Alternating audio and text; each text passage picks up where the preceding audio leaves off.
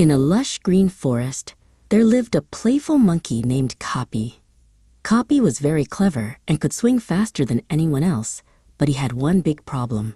He did not like to share. हरे भरे जंगल में कपी नाम का एक चंचल बंदर रहता था। कपी बहुत चतुर था और किसी भी अन्य बंदर से तेज झूल सकता था, लेकिन उसे एक बड़ी समस्या थी।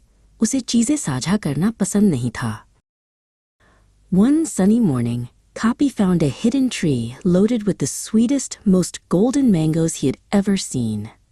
Just then, Pip the parrot flew down and perched on a nearby branch.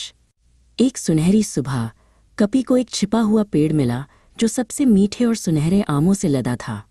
तभी पिप नाम का तोता उड़कर आया और पास की एक टहनी पर बैठ गया।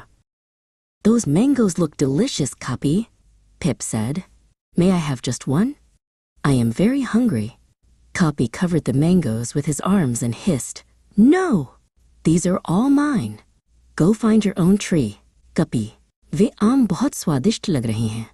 पिप ने कहा, क्या मुझे एक मिल सकता है? मुझे बहुत भूख लगी है। कपी ने अपने हाथों से आमों को ढक लिया और फुसफुसाया, नहीं, ये सब मेरे हैं। जाओ, अपना पेड़ खुद ढूंढो।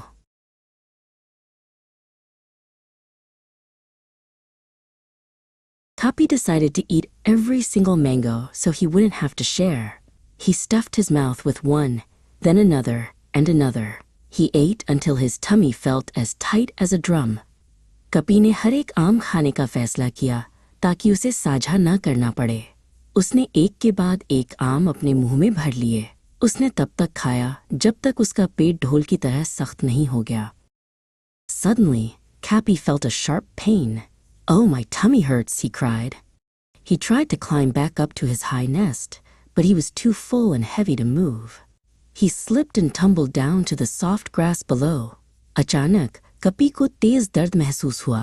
ओह, मेरे पेट में दर्द हो रहा है, वो चिल्लाया। उसने अपने ऊंचे घोंसले तक वापस चढ़ने की कोशिश की, लेकिन वो इतना भारी हो गया था कि हिल भी नहीं पा रहा था। वो फिसल गया और नीचे नरम घास पर गिर गया। As Copy lay there, the sky turned gray and a cold wind began to blow. A heavy rain started to fall, soaking his fur. He was too weak from his stomach ache to find any shelter. जब कपी वहां लेटा था तो आसमान grey हो गया और ठंडी हवा चलने लगी। तेज बारिश होने लगी जिससे उसके बाल भीग गए। पेट दर्द के कारण वो इतना कमजोर था कि कोई सहारा नहीं ढूंढ पा रहा था। From high above, Pip the parrot saw Copy shivering in the rain. Instead of flying away, Pip found a giant taro leaf and flew down, struggling against the wind to hold it over Copy. ऊपर से पिप तोते ने कपी को बारिश में कांपते हुए देखा। उड़ जाने के बजाय पिप ने एक विशाल अरबी का पत्ता ढूंढा और हवा के खिलाफ संघर्ष करते हुए उसे कपी के ऊपर पकड़ने के लिए नीचे आया। Don't worry, Copy.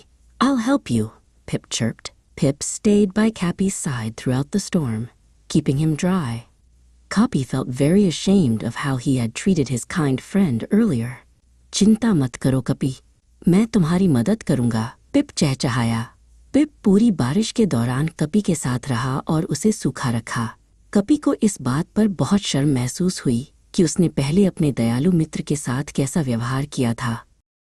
The next morning, the sun came out and Copy felt much better. He realized that having all the mangoes for himself didn't make him happy. It only made him sick and lonely.